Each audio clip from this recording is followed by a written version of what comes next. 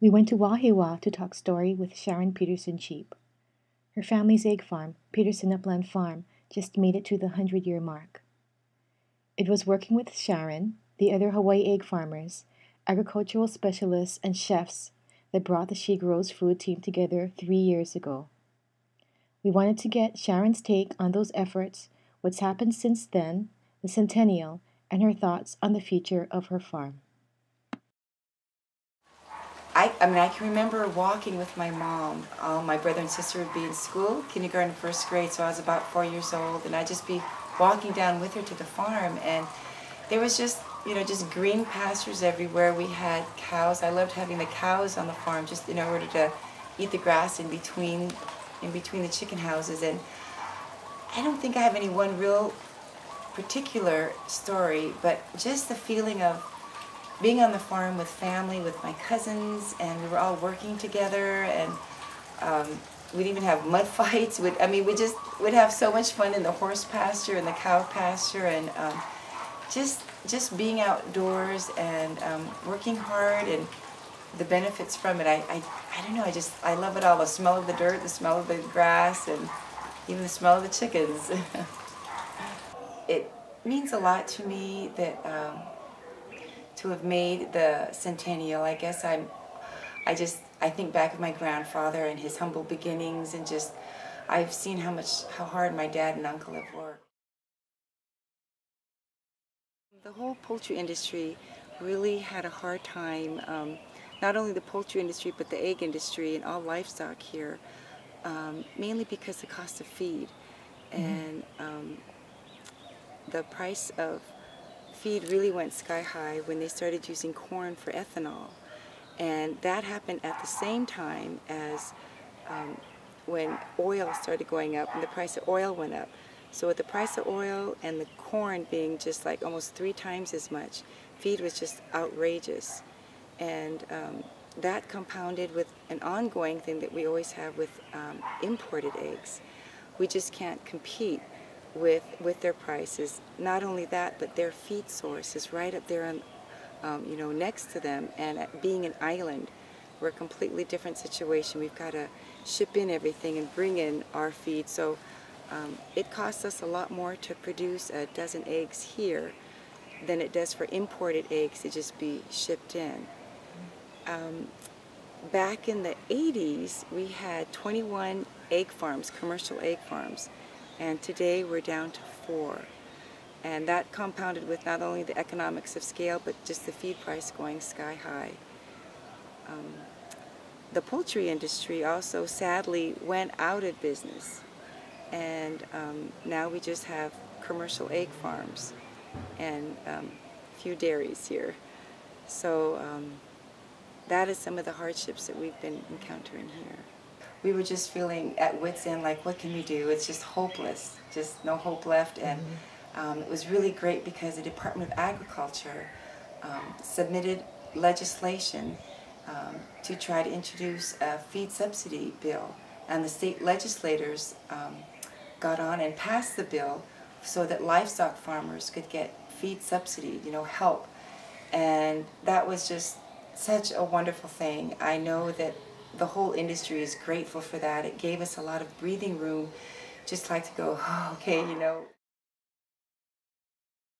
July of 2007, the Department of Ag was there, and we all met, the poultry industry met, all the egg producers, to form a poultry industry task force. And I believe there were 6 of us on the committee, and it was great because we finally were just really concentrating on what can we do. And we had, I know Matthew Lope from the Department of Ag was just saying, we've got a great fellow here, Dan Nakasone, you should really get him on. He's great with marketing. And one thing that I feel is really great is when someone's had that opportunity to not only to have farmed for a while, but also in advertising. So it was great because he understood what it was like as a farmer, that you're just from sunup to sundown, you are just working as hard as you can. You don't have any time to think about, gee, I need to promote my product, or what can I do? And we were able to, with Dan's help and other people on the committee, the Sagi family in particular with a lot of their daughters, make a beautiful brochure that we're able to go to different places in the island where we had the farmers markets.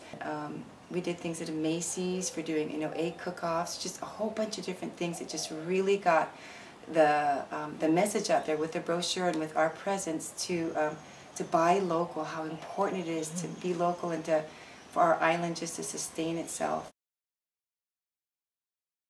A really great thing too, besides the Poultry Industry Task Force, was when chefs, and in particular Alan Wong, he is so pro buying local, supporting from the small local farmers.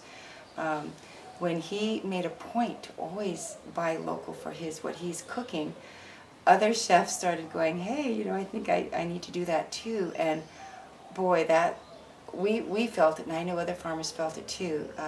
And it was wonderful to just feel the support from people who are really good at what they do and famous. And Alan's another hard worker too. I mean, he always worked pineapple fields every summer when he was in high school, and so he has a real appreciation, just like Dan, what it takes for the farmers, to produce what their, either livestock or vegetables, and that was a huge thing, because in the consumers, we noticed a difference. Once the marketing and the chefs, just started bringing it up, I, in particular, at our own egg room at the farm, started noticing a lot, not only more people coming in, but people who were like in the late 20s, early 30s with young families, and they would come in and say, wow, we really want to support local, and would even get some families, a mother who would come in and she'd say, I really want you to be around because I love the fresh product, and what do you have, too much of? What are you wanting to get rid of? And it was like, wow, that's so nice for them to just be asking us instead of them saying, I want super jumbo or I want just medium. So all those combined together just have really helped the industry. It's also boosted our hope, just made us feel like, okay, we got a chance now, that the island wants it and there's people behind us backing us up.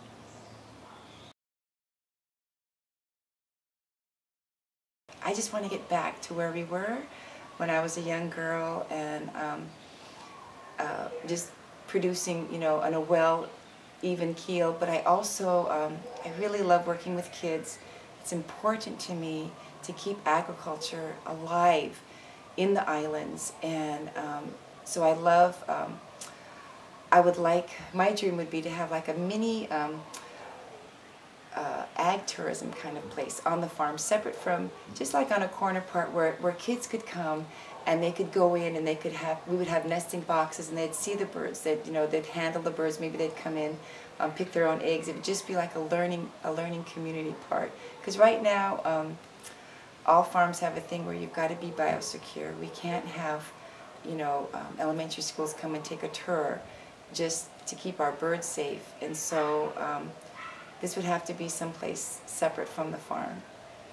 I think advice I would give maybe to a young gal, or especially one who's in high school still yet, or even an intermediate, is don't think that just being a farmer you don't need to know math or English or any of those. I used to think that, but boy oh boy, you totally use it figuring out, the feed you need to buy and all that. But I would say get a good education in all the basics, but also learn, if you can, the other skills like welding. I mean, you can do that in high school with the classes you have there. If you're a bit older, you could go to the community college. HCC's got a great welding program. You use that all the time on the farm, welding. Also, if you've got an uncle or someone who can teach you anything on electricity, being an electrician or plumbing, it's like anything you can use, even mechanical, for fixing, engines or anything that you can just grasp, go for it. Grab someone and say, I want to learn this because it'll help you. I think women farmers and women producers, it just comes really naturally because women are just so caring, so nurturing, and if you're a mom, you just are always wanting to provide for your family, not just even your family, but the nieces and nephews and aunties and uncles, whoever you can. And you care so much about, I think you seem to care a little bit more about what you're doing, you know, with the animals, and that you want to put out a product that's just going to be really fresh and really good, and it's going to help whoever buys it. So I think women farmers have a little bit added advantage because just that caring instinct that comes out.